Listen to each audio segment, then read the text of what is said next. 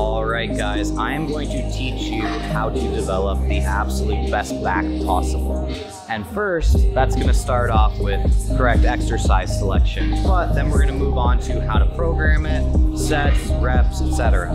And by the end of this, you should know everything you need to know about developing the absolute best back you can get. So first off, let's start with some exercise. The thing to remember about the back is it's all about your elbow position. So in the end, you want to have a couple different elbow positions in order to maximize development of the back, hit it from a bunch of different angles. So the first thing you're going to want to do is you're going to want to have at least one rowing motion that pulls the elbows to 90 degrees. I like this prime machine right here, but I'll show you a couple different machines that you can also use in order to make this happen. And if you don't have machines, I'll show you what you can do to make it happen. So the first thing that you're going to want to do with a machine like this is you're going to take a wide grip, because that's going to allow you to pull a little bit wider, pull to 90 degrees. Now when I pull back like this, okay, so you see how my elbows are riding a little bit low? What I'm going to do at that point is I'm going to make a decision that this should probably be a little bit low. Because what you don't want to do is you don't want your elbows to have to be forced into position. You want the machine to automatically do it naturally. The less you have to think about how to execute it, the more you can just focus on making the muscles work. So in this case, when I take the seat down and I put my hands wide, it's going to pull into the position that I want without me even having to think about it. I'd have to go out of my way to have the elbows drop down out of position. So now, when I go to do this, automatically it's pulling up and back. Having a row variation like that is going to hit the mid to upper back really, really well. That is probably my favorite overall trap developer out of any exercise, trap, rhomboid, etc. Upper back, essentially. I'm going to show you a couple different exercises you can do if you don't have this machine available to you. So let's go. So if you don't have that machine available to you, a lot of gyms will have this machine or some variation. So just laying face down, similar to before, wide hand position. Yeah, which you can see, same is happening. My elbows are riding low. And that's the thing that a lot of people do wrong with this. They'll put their hands wide, but they won't actually get themselves into a good position in order for the elbows to go high. And they'll pull wide.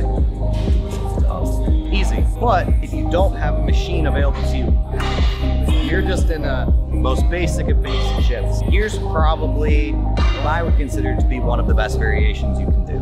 Just get your dumbbells, get over to an incline bench. I'm not necessarily setting up perfectly, so slightly down over. Easy. And you don't need a lot of weight. A lot of times I see people, they'll load this up with 70, 80 pounds and they do this. They don't actually get a whole lot out of it. Now that I'm thinking about it, there are so many machines that you can do this exercise with. So if you get a program that tells you to do one of these exercises, all of these are interchangeable. Obviously, some are going to be better than others. You also got the T-bar. I'll be completely honest with you guys, I hate T-bar. I don't know why, it's just never sit well for me. I don't like it, but that doesn't mean that it's a terrible option. This is going to sound really weird. I've known it to be optimal, but I actually would prefer. I find that I connect better with the free weight than I do with the chest supported when it comes to T-bar. Anything else chest supported wins, but for whatever reason, this for me feels way better than a T-bar. Some point or another, personal preference does matter. Now I gotta show you my favorite. Now, if you have one of these available to you, I highly suggest you use this. This machine right here is just perfect because you have the chest pad, you have this right here that you can stabilize. God, everything about this is just so perfect for focusing in on the back. And I haven't mentioned it yet, but every single thing that I've showed you so far should be using straps. I just don't have them here for just doing demos. But the strap is very important. The only issue I have with it is that the hands can't come out wide. But if you're somebody with long arms, you're not really getting as much of an eye. You can already see that my elbow angle is kind of inwards. It's not perfect, all right? But it is perfect for 45-degree variations. We talked about the 90-degree row. Once you had only one option for your upper back, I would say that these are the ones all the time. Now Now, if you have time, or you want to put a little bit of extra stimulus into your mid to upper back, then you're also going to want to do it a 45-degree row. So one where your elbow from your torso is making a 45-degree angle. Now, I like to put my feet up here, just up, and then everything is just, you can see, I'm locked in place. Nothing.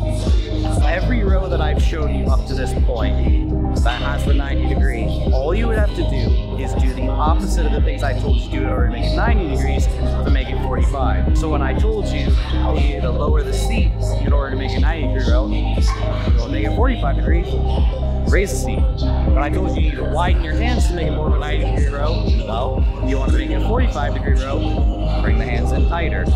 And those simple adjustments, you can pretty much use any machine I just told you to hit both angles. So you don't really need to be going from one machine to the next all the time. You can do multiple exercises to different parts of your back with the same machine. And this is a perfect example of that. Then we're going to talk about the next part, which is lats. The first thing we're going to talk about is your rows. You're going to want some sort of row variation for your lats, but the important thing to understand with the lats is your elbow is going to need to be tucked in to make sure that lat is working efficiently. Sure, there's going to be some level of stimulus when you're pulling at 45, less when you're pulling at 90, but where you're going to get the most is when that elbow is tucked in nice and tight and can pull through this range. So if I'm going to use this machine, I'm going to use these handles.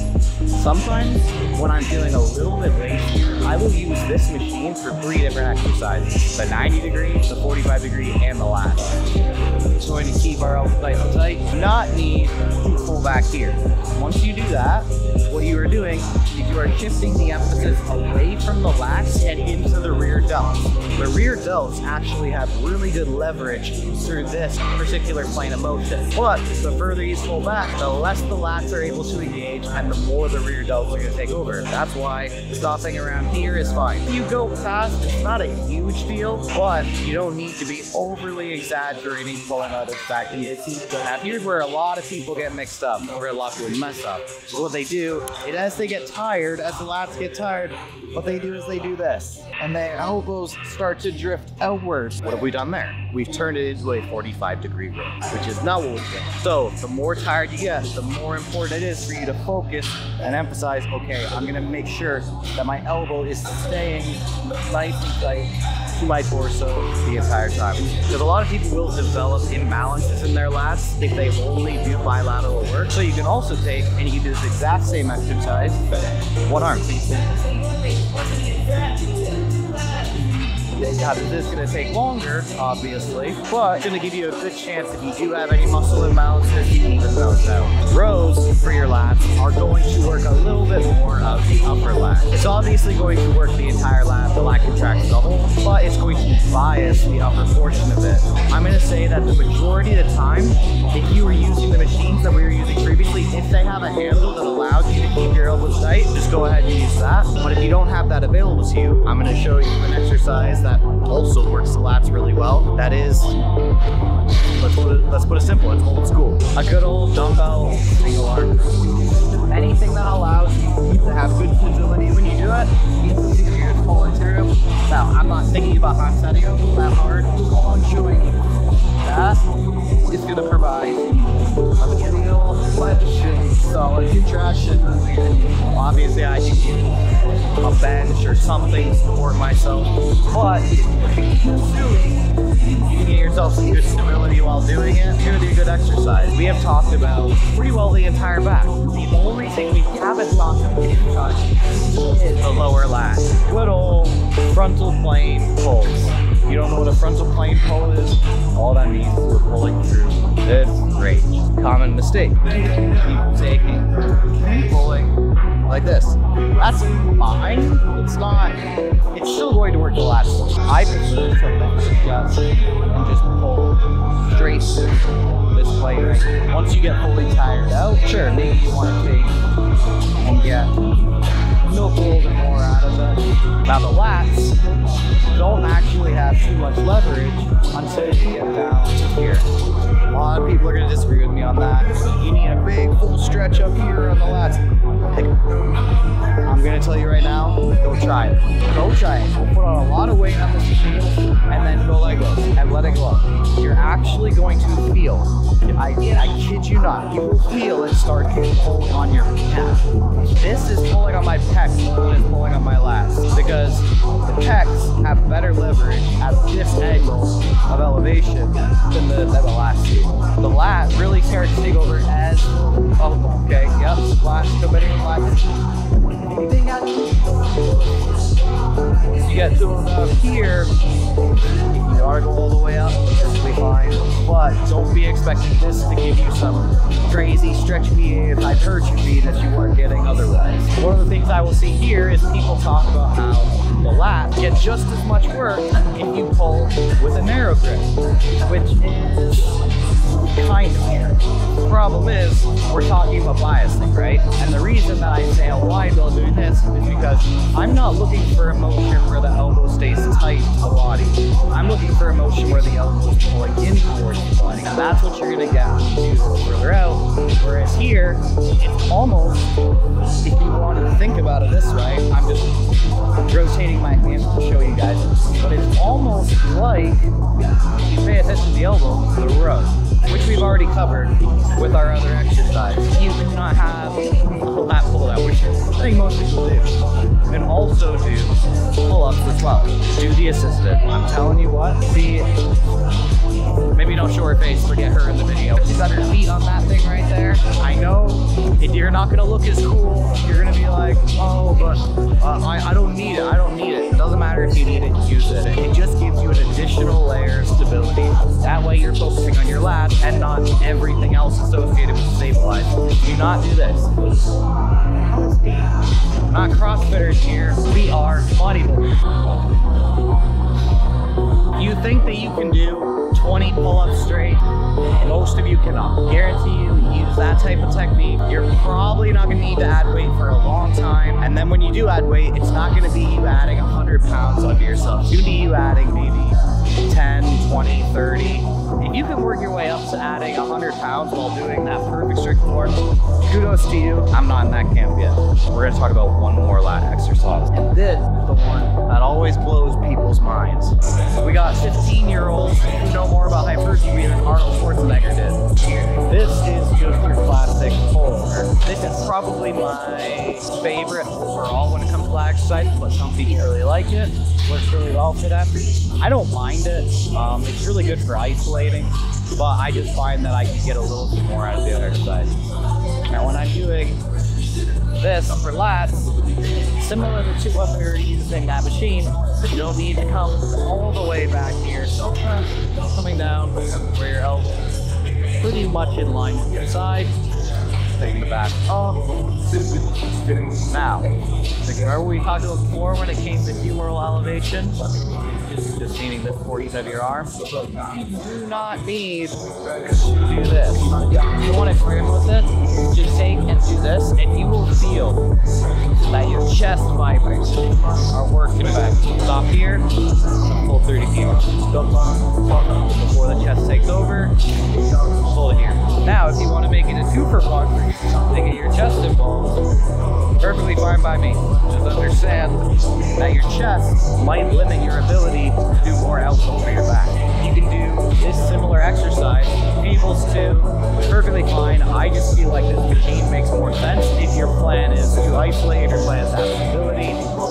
Why would you go for this table system and stand and do this when you could get the exact same thing on here where you have multiple points of contact, a seatbelt, all of these things will be in place. You can just focus on the lats and not your ego. Although I will say this, for cinematic shots, the cable pullover does look pretty good. The important stuff. How do you take and make this all into a program for yourself? This is where it gets tough. Because you have to be honest and objective with yourself.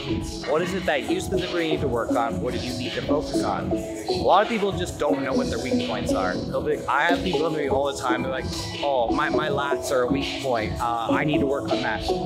Their lats are the strongest point of their physique. But we've gotten so used to seeing people who have such massive lats that we assume our lats are a weak point because we don't have a massive to V-taper. If your traps are overdeveloped compared to your lats, then maybe you need to do more lat development. If your lats are very developed and you have very little thickness to your back, so like that pop off at the back that comes with your traps, then maybe you need to work on that. Be honest with yourself. Once you are, then you can determine exercise selection and order. I usually recommend hitting 3 to 4 back exercises in a day. If you need to focus on your lats and you're doing 3 exercises, guess what you're gonna do? You're gonna hit 2 different exercises for your lats. One that has the elbow tight and one that has that frontal plane pull.